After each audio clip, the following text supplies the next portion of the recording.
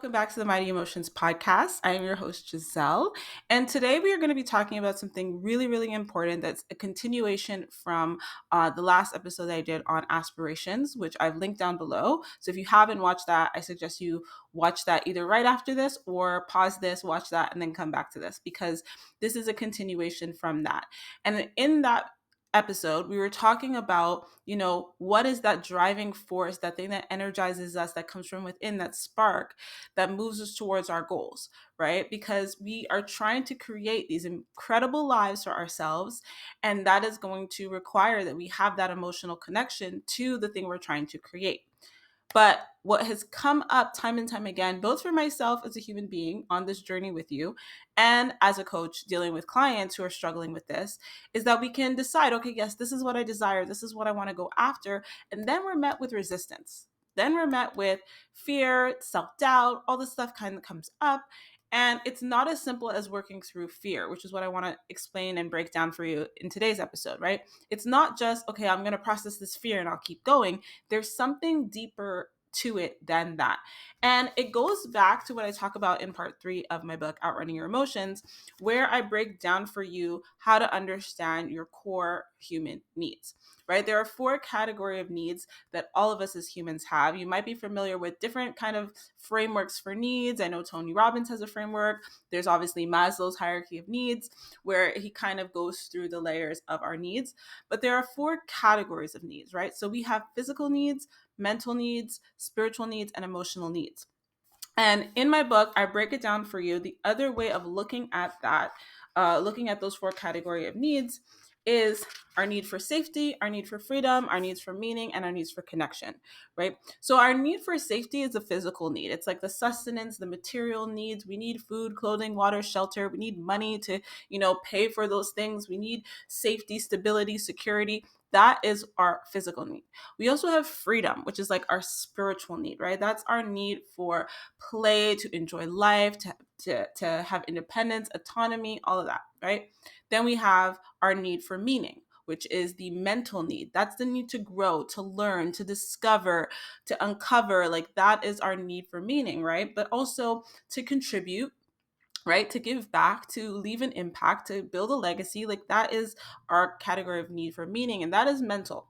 Then we have our connection needs, our need for connection, which is emotional. Those are our emotional needs, our needs to be connected to ourselves, our needs to feel connected to something bigger than us, a community, whatever that may be. So in the back of my book, in Appendix C, I break down for you each of these category of needs.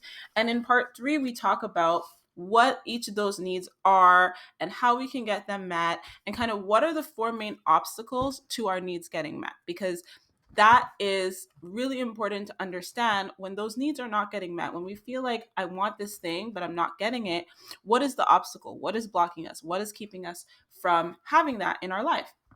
Now, here's the thing that you need to understand about your goals. Every goal that we have is our attempt subconsciously to get one of these needs met, right? And we need all of these needs. So, in different degrees, varying degrees at varying parts of our lives. But the other thing that we need to understand is that we place importance on these needs. So, somebody might value freedom more than they value connection. Somebody might value connection above everything else. Somebody might value safety the most. Somebody might value meaning the most. And it's understanding these dominant needs, these dominant desires, I call them, that is going to help you identify what the resistance is about. Because when we're going for these goals, when we're like, yes, I want to achieve this thing, I've decided this is what I want to create, this is what I want to experience, this is who I want to become, we have to understand that that dominant desire is what we are placing value on above everything else. And that is what's going to cause us to make certain decisions or not make certain decisions. When we're making decisions, it's about what we value the most. So we're not going to naturally be comfortable making a decision that goes against what we value the most, right? So I'll give you an example. Growing up, I valued freedom the most. Like freedom was the need in my life that was most important to me. It was my dominant desire. More than anything else, I wanted freedom. I wanted autonomy. I wanted to have fun. I wanted to play. This is pretty normal for kids, but I came from a really traumatic childhood and I didn't have any parents that were looking out for me. I was really, survival of the fittest on my own. And so when I started to grow and enter, high school and things like that, I was really rebellious. I was really rebellious. I was like, no thanks. I value autonomy over listening to you. I value autonomy over obedience. I'm not interested in this, because freedom was my dominant desire. And so anytime I had to make a decision that was anti-freedom, it was like, no, the choice was easy, even if it led me into some pretty precarious situations. Then, if you read the intro of my book, you'll know my story. At 19, I ended up in the psychiatric ward for attempted suicide. And I had gotten to a point where I didn't want to live anymore, because I hadn't really been living. I'd been existing. And I'd gone through a lot of trauma. I'd experienced a lot of trauma. I'd been homeless, like so many horrible things that happened to me.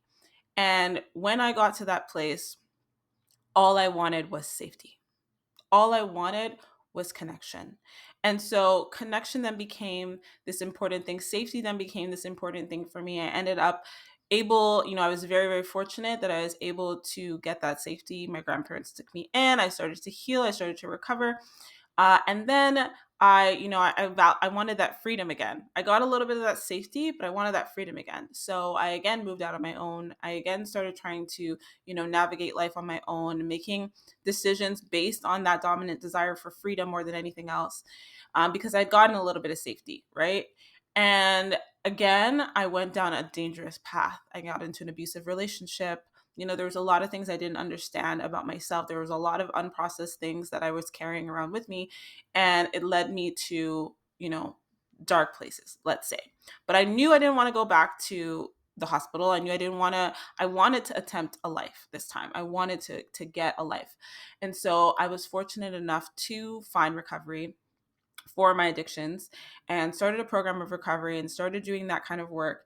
And safety became my dominant desire. Like more than anything else at that stage of my life, I wanted stability. I wanted harmony. I wanted peace. I wanted sustenance. That became more important to me than freedom. In fact, freedom was no longer a desire at all. I was like, I don't want to be free. I just want safety. And that became my focus. And so I would say for the past almost a decade now, almost a decade clean, which I'm incredibly, incredibly grateful for every single day. Safety has been my dominant desire, right?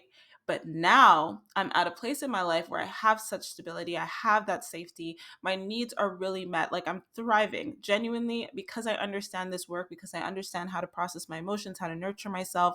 I understand how to recognize what I need and how to get it in a healthy way. I've been really intentional about that, and I've created this incredible life. And now I am excited because I'm starting to dream of more. I'm starting to dream of different. I'm starting to dream of excitement again. And it's not necessarily freedom this time, more so meaning. But guess what? Safety is my dominant desire. Safety is the need that I've placed the most value on. Safety is the need that I think is the most important. And so these kind of dreams that are coming up for me that require that meaning to be the dominant desire, it's creating a lot of friction and inaction, right? And this is what we don't realize is happening. We don't realize as we're going for our dreams, as we're going for our goals, that there's a dominant desire at play. One of our core needs is the most important to us, and we're not going to make decisions easily that counteract that go against that. Bob Proctor, who's a great mentor, who passed away, I believe, a couple years ago, but you can still find his videos on YouTube. He talks about this in the form of paradigms, right? There's also a great book that I read recently that talks about it in the form of pendulums. Like there's different things that you call this. I call it a dominant desire because I know that everything that we do as a human being is driven by our needs. So the paradigm that they're talking about is the limit that we place on ourselves, is the furthest we can see for ourselves of what's possible, right? But really what's happening underneath it is that we have a dominant desire. We have a need that we value more than other things. And certain actions require a different need to be the driving force. So an example of what I mean by this: if you are growing up in a culture that's really community driven and connection driven, connection may by default become your paradigm or become your dominant desire. That might be the need that's most important to you. That might be what you know. That might be what you value the most above other things. Now, let's say you go to university and you start to experience some individualism. You start to be like, oh, I actually have different interests from my family. I actually think differently than my culture and where I've come from, and I'm being exposed to these new things. And you start to get a taste of freedom. You might have this internal battle going on where these needs are conflicting with each other, where you're saying, oh, but no, but this is more important. Oh no, but actually this is more important. I want this, but that other thing that you've known all your life, that you valued all your life, is conflicting with it, is forcing you to question a lot of things, and it causes a lot of internal discomfort, self-doubt, and frustration, and all these things. I'm not saying that any need is more important than the other. We need all of these categories of needs in order to thrive. They need to be getting met to our satisfaction. But that is the key. It is to our satisfaction. We prioritize. We decide, okay, actually, what's most important to me of these four needs is connection, because that's what I've always known. But when we're growing, when we're expanding, when we go outside of our comfort zone, or when our comfort zone expands, I should say, we start to have to question what's more important to us, and we have to make a decision about what's going to be more important to us. And sometimes we see people having things that we want, and we go, oh my god, how do they get that? It must be because they're, so much better than me, they're so much smarter than me, la la la la. Lies. All lies. It's because they're driven by something else, right? They are driven by a different core need than you are currently driven by. So for me, for example, my core need is safety, and I've created that in my life because we will always create what we want. We will always be subconsciously seeking to get our needs met. Somebody else who I see like doing amazing things in the world and making this huge contribution, and I admire them so much, and I'm like, oh, there's something in me that loves that and that wants to experience that next. That person is not driven by safety. That person is driven by their need for meaning, that they are driven by the need to make an impact and to contribute and to go big and to explore and to discover. And so even when they are struggling, even when they're like burnt out, even when they're like, okay, I need to actually rest more, it's because they don't prioritize rest and freedom and leisure, right? They don't prioritize that. They prioritize the meaning. And it's about understanding that dominant desire, that core need that is driving all of your decisions. And it is possible to change. Of course, it's possible to change. We go through the process. We look at our experiences and our understandings and our beliefs, and we change our minds, we change our beliefs, and we make decisions, right? And that is where the processing the fear comes in, because fear is really that reminder of, okay, what is most important to you here? What do you actually want to achieve? And focusing on that and making value-based decisions on that.